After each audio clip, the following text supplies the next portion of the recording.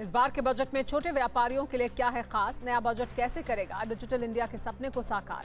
और आम बजट से कितना खुश हुआ शेयर बाजार? इन सभी खबरों के लिए देखिए top 9 game changer budget. Budget के ऐलान के साथ ही शेयर मार्केट में उछाल देखने को मिला। बीएसई का सेंसेक्स 848 अंक की उछाल के साथ 58,862 पर बंद हुआ। निफ्टी भी 236 पॉइंट्स बढ़कर 17,576 पर बंद हुआ। फार्मा और बैंकिंग स्टॉक्स में तेजी रही। टाटा स्टील का शेयर 7.57% रहा। इस साल के बजट में सरकार ने डाकघरों को बैंकिंग सिस्टम से जोड़ने पर जोर दिया है। इस साल 1.5 लाख डाकघरों में कोर बैंकिंग सिस्टम लागू किया जाएगा। सीमावर्ती गांवों में बुनियादी सुविधा के लिए वाइब्रेंट विलेजेस वाणिज्यिक बैंक शुरू किए जाएंगे। देश में डिजिटल बैंकिंग को बढ़ावा देने के लिए बजट में खास ऐलान किया गया है। वित्त मंत्री ने कहा है कि हाल के दिनों में डिजिटल बैंकिंग और डिजिटल पेमेंट का चलन बढ़ा है। इसी को ध्यान में रखते हुए देश के 75 जिलों में 75 डिजिटल बैंकिंग यूनिट्स की शुरुआत होगी।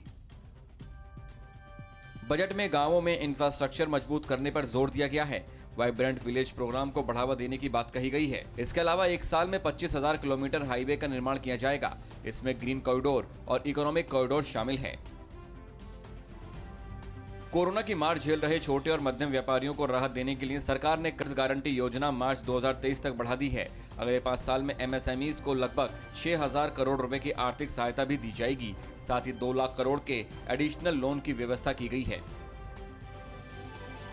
कोरोना काल में भी ऑटो सेक्टर में मजबूती देखी जा रही है। वित्त मंत्री ने इलेक्ट्रॉनिक वाहन को बढ़ावा देने के लिए कई महत्वपूर्ण घोषणाएं की। रूरल व्हीकल डिमांड के लिए 2,73,000 करोड़ एमएसपी की घोषणा की। हालांकि फिलहाल कार और बाइक्स के सस्ते होने की उम्मीद नहीं है। हेल्थ सेक्टर में मोदी सरकार नेशनल डिजिटल हेल्थ इकोसिस्टम के लिए एक ओपन प्लेटफॉर्म की शुरुआत करने जा रही है। हेल्थ प्रोवाइडर्स और स्वास्थ्य सुविधाओं के लिए डिजिटल रजिस्ट्री होगी। एक प्लेटफॉर्म में यूनिक हेल्थ आईडी और स्वास्थ्य सुविधाओं को यूनिवर्सल एक्सेस मिलेगा। बजट में महिलाओं के लिए 3 नई योजनाओं का ऐलान किया गया है। महिला एवं बाल विकास मंत्रालय के तहत मिशन शक्ति, मिशन वात्सल्य को मजबूती दी जाएगी। बाल स्वास्थ्य में सुधार का ऐलान किया गया है। 2 लाख आंगनबाड़ी को सक्षम आंगनबाड़ी में अपग्रेड किया जाएगा। मोदी सरकार ने बजट में टेलीकॉम सेक्टर को लेकर बड़ा ऐलान किया है।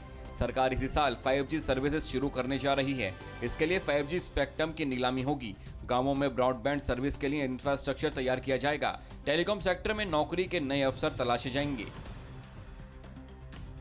कोरोना धर्म नहीं देखता, जात नहीं देखता, अमीर गरीब ऊंच नीच नहीं देखता। कोरोना सिर्फ मौका देखता है।